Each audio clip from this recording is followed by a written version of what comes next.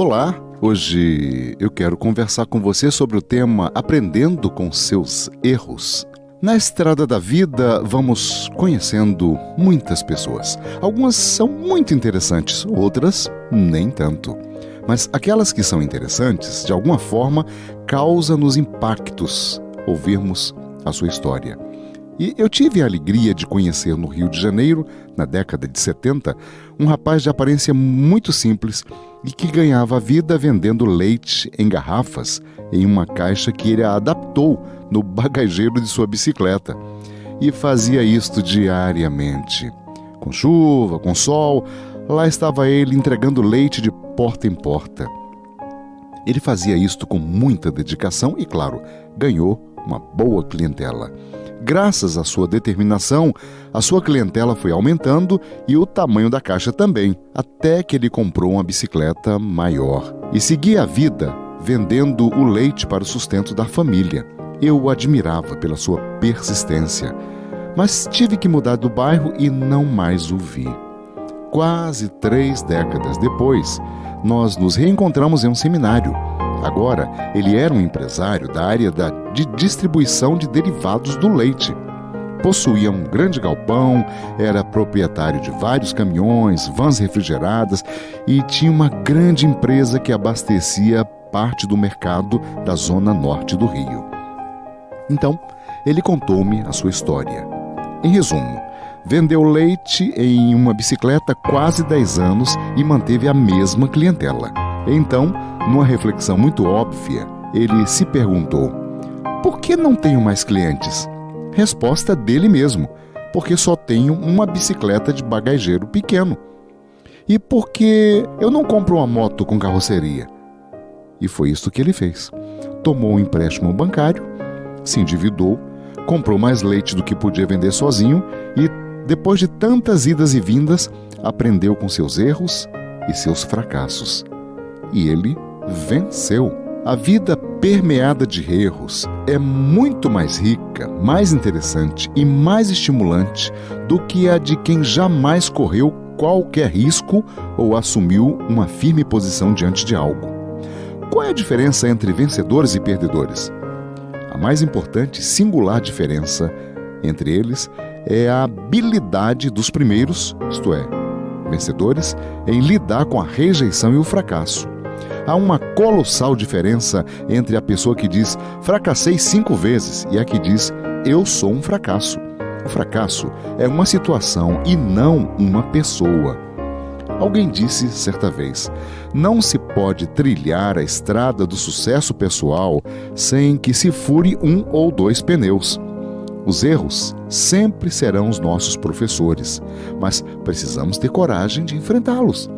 No livro de Eclesiastes, lemos: quando os dias forem bons, aproveite-os bem, mas quando forem ruins, considere isso. Quem jamais comete erros não realiza nada durante toda a vida. E todas aquelas pessoas que pensaram assim, hoje são vitoriosas naquilo que investiram tempo e talento. O fracasso não é apenas cair, mas sim permanecer no chão. Os erros carregam forças ocultas que podem nos ajudar. Entretanto, fracassam em sua missão de ajuda sempre que culpamos a outros por eles.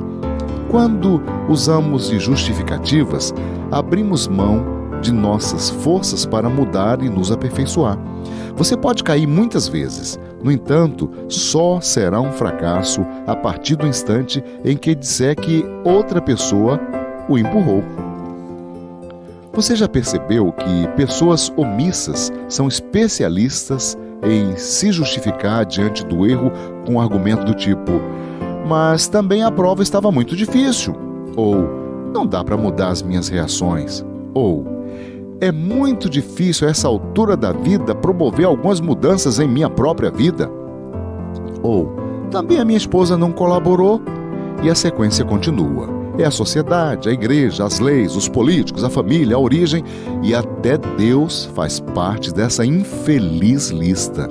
Sempre haverá desculpas à disposição para quem é fraco o bastante para usá-las.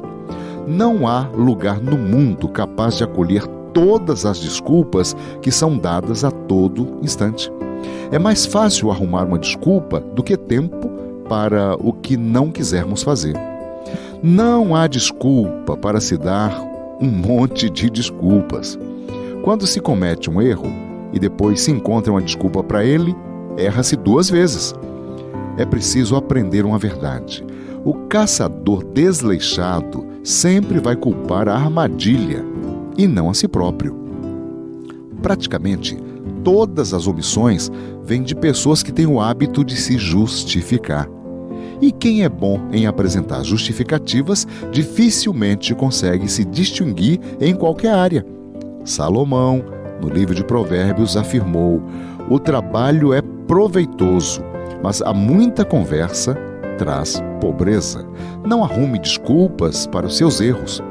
Arrume trabalho. Pode haver muitas razões para se errar, mas nenhuma justificativa. Jamais dê a chance para que uma dificuldade se transforme em uma desculpa. Você sempre terá uma escolha: a de permitir que o obstáculo se transforme ou em álibi ou em oportunidade. Nunca um álibi, uma desculpa, irá contribuir para o seu projeto de vida.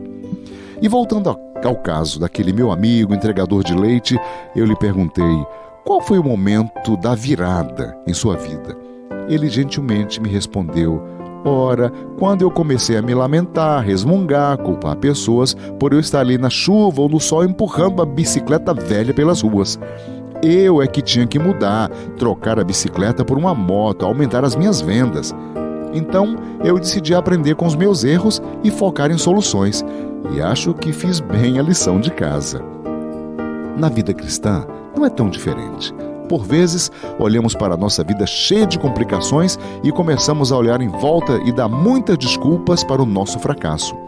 Raramente assumimos a nossa culpa. Aliás, Deus disse algo lindo ao profeta Jeremias: se você me chamar, eu responderei e lhe contarei coisas misteriosas e maravilhosas que você não conhece. Jeremias 33:3. Em outras palavras, se contarmos ao Senhor as nossas deficiências, estejamos preparados para ouvir as coisas misteriosas que Ele vai nos dizer. E com certeza uma delas é: quando é que você vai aprender a fazer as coisas certas? Ainda vai demorar a assumir parte da culpa no processo? Eu quero ajudar você, mas você não quer se consertar?